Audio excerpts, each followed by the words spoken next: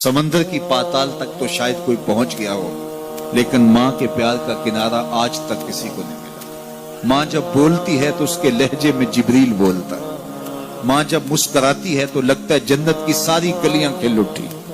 अल्लाह ने उसके सीने में वो दर्द, वो दरक, वो मोहब्बत, वो उल्फतों का एक जहां आबाद कर दिया है। माँ तो फिर माँ ही होती है। उसके सीने में रखा हुआ प्यार तो एक अजीब कायनात है। तड़पती हुई ममता एक अलग ही जहान है। कभी आपने देखा हो कि बच्चा घर से निकलता है, दुनिया की बड़ी बड़ी दानिशगाहों में उसका इंतजार हो रहा होता है, लोगों को अक्लो बीनश सिखाने जा रहा होता है, उसकी एक एक बात को लोग मोतियों की तरह झोलियों में डालते हैं। और दुनिया की दानिशगाहों में, यूनिवर्सिटियों में और दरसगाहों में लोग उसके मोतियों जैसे जुमले सुनने के लिए बेताब होते हैं कि ये अक्लो बीनश का मुरक्का है, ये फहमो इदराक का पहाड़ है, इसकी बातें जिंदगी गुजारने का गुर सिखाती हैं। तो लोग सीखने के लिए जमा होते हैं। लेकिन वो शख्स जब घर से निकलता है तो माँ कितने भोले अंदाज में कहती है, पुत्र जरा सड़क ध्यान से अबूर करना। जो दुनिया को अक्लो बीनश का सबक सिखाने जा रहा है, उसको ये भी नहीं पता कि सड़क कैसे अबूर करनी है। लेकिन माँ के प्यार का रूप है, ये माँ की मोहब्बत का तेवर है, ये उसकी उल्फत के रंग हैं। और जब तक बच्चा घर पलट नहीं आता, बेटा वापस नहीं पहुंच जाता, माँ के दिल में खटका रहता है और वसवास में रहती है और बेटे के लिए दुआएं मांगती रहती है कि मेरा बेटा खैर से घर पलट आए। माँ के सीने में इतना प्यार क्यों है? दुख जी लेती है, तकलीफें गवारा कर देती है।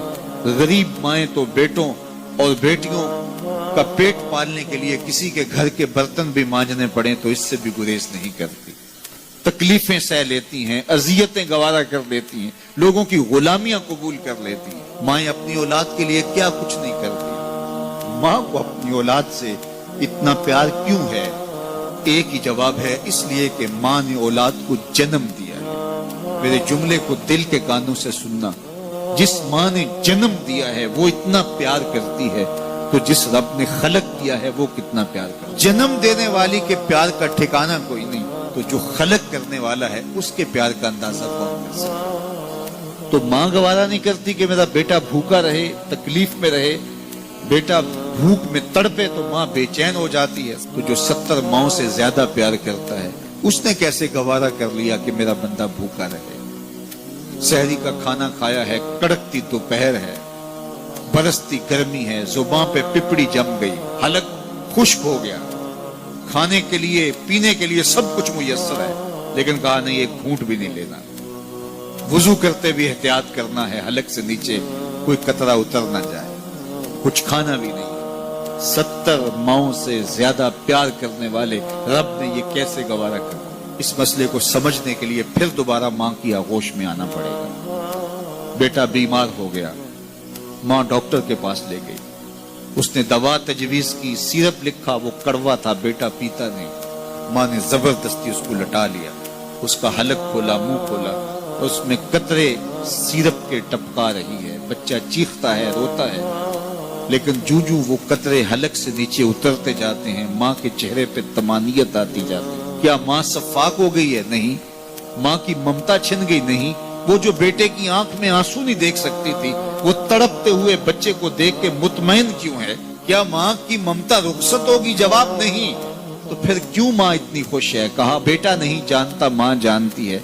चंद लम्हों की तकलीफ है, कुछ लहजों की कड़वाहट और तलखी है, लेकिन ये सिरप जब मैदे में उतरेगा तो नतीजा शफा की सूरत में बरामद होगा।